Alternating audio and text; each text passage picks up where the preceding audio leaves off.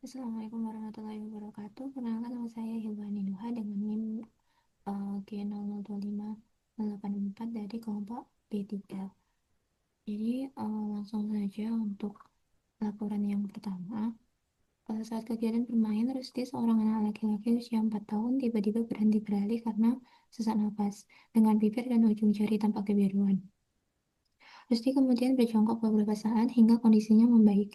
Ibunya menyampaikan bahwa sejak bayi anak sering mengalami kebiruan, terutama saat menangis atau lelah, dan pernah didiagnosis dengan tetralogi of Fallot. Yang pertama itu jelaskan sirkulasi petal, lalu salah satu gangguan akibat gagalnya penutupan struktur petal setelah lahir, dan jelaskan vaskularisasi arteri dan vena jantung. Jadi yang pertama, sirkulasi fetus dengan anak setelah lahir itu berbeda. Jadi kalau misalnya untuk fetus dia itu dimulai dari plasenta. Nah, nanti plasenta dia itu akan ke vena umbilicalis membawa darah kayak O2 dan ke ductus venosus dan lalu ke vena porta hepatica. Dan dari vena porta hepatica dia akan masuk ke vena cava inferior untuk masuk ke atrium dextra. Nah, nanti itu ada bangunan penting namanya foramen oval. Dia itu yang menghubungkan dari atrium dextra ke atrium sinistra. Jadi darah yang masuk ke atrium dextra itu bisa langsung masuk ke atrium sinistra, tapi sepertiganya itu nanti tetap ke ventriculus dextra. Nah, nanti setelah melewati foramen oval, dia ke atrium sinistra, lalu ke ventriculus sinister, nanti itu akan dipompa ke seluruh tubuh melalui aorta, lalu setelah berjalan ke seluruh tubuh, nanti dia akan berkumpul kembali melalui vena cava superior dan vena cava inferior, lalu kembali ke jantung, ke atrium dextra. Lalu nanti dia akan masuk ke ventriculus dexter, lalu dia akan dipompa masuk ke ductus arteriosus.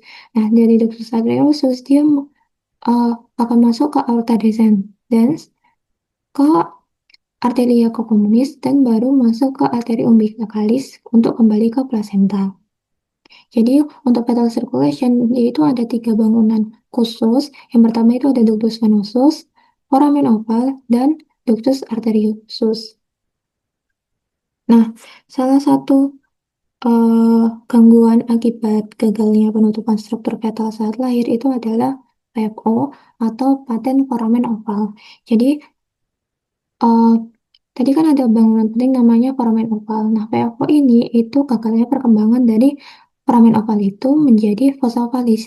Jadi uh, foramen oval secara fungsional dia itu bakal menutup setelah bayi lahir. Karena bayi itu kan nanti akan mulai bernafas dan akan terjadi peningkatan tekanan.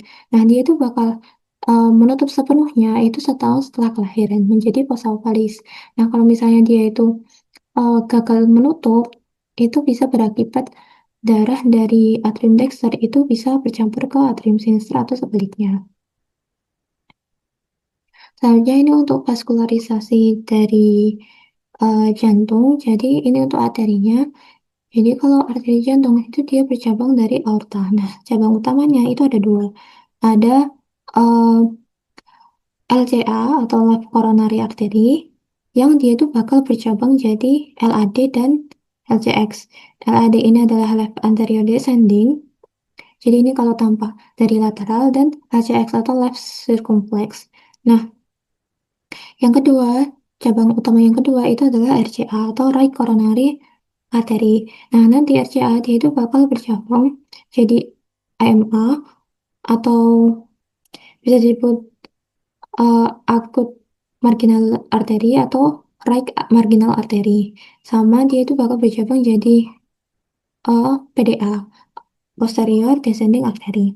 Nah, kalau misalnya untuk vena dia itu bakal bermuara ke sinus coronarius sebelum nanti menuju ke atrium dextrum. Nah, yang bermuara ke sinus coronarius itu ada vena cardiaca varpa, vena cardiaca magna, vena cardiaca media, terus ada vena cardiaca posterior, terus ada juga vena oblik atria sinistra dan vena posterior ventriculis sinistra. Ini kalau tampak depan, ini tampak belakang. Nah, ada yang namanya vena cordis minimae.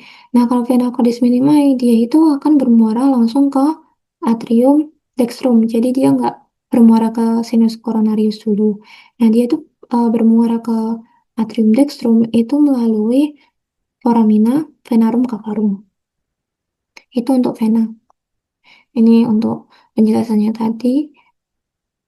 Terus untuk laporan kedua, saat musim hujan, Padi mengeluhkan hidung tersumbat yang berlangsung beberapa hari, disertai nyeri pada daerah pipi yang memberat saat menunduk.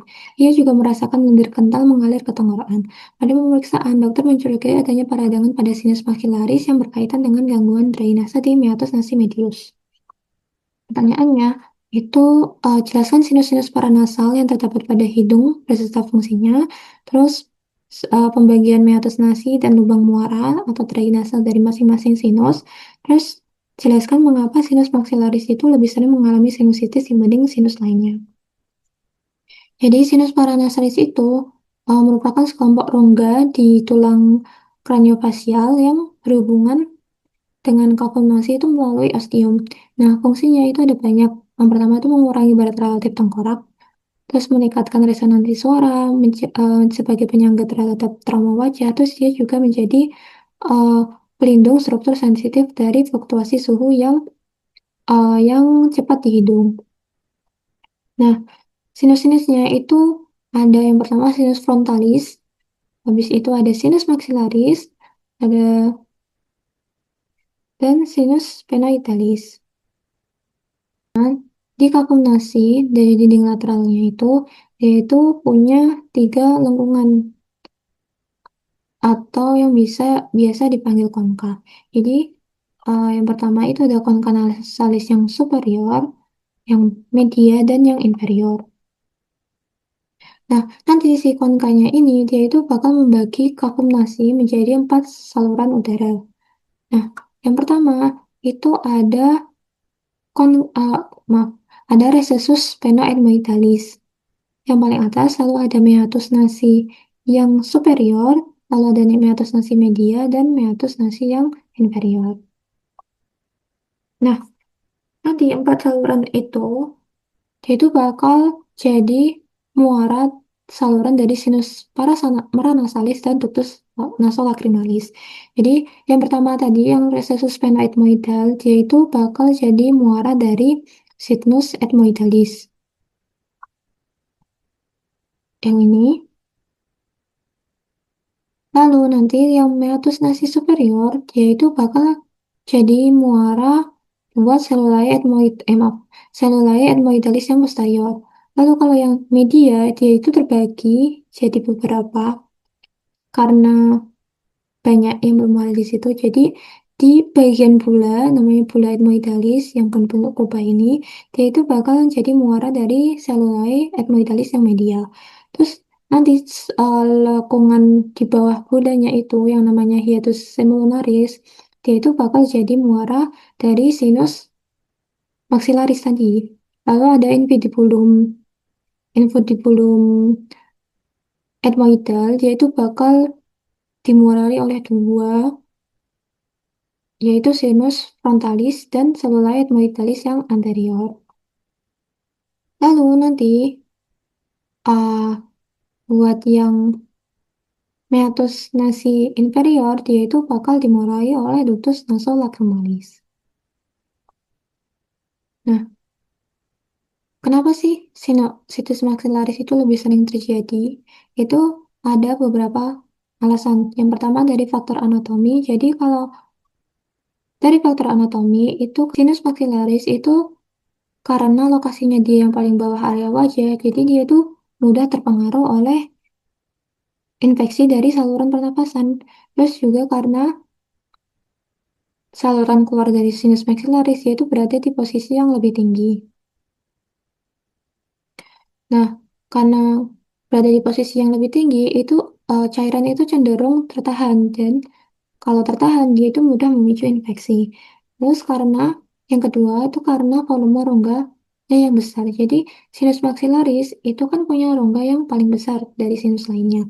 Nah, kalau misalnya besar dia itu mudah terjadi penumpukan lendir. Nah, kalau udah menumpuk itu bakteri akan lebih mudah untuk berkembang biak.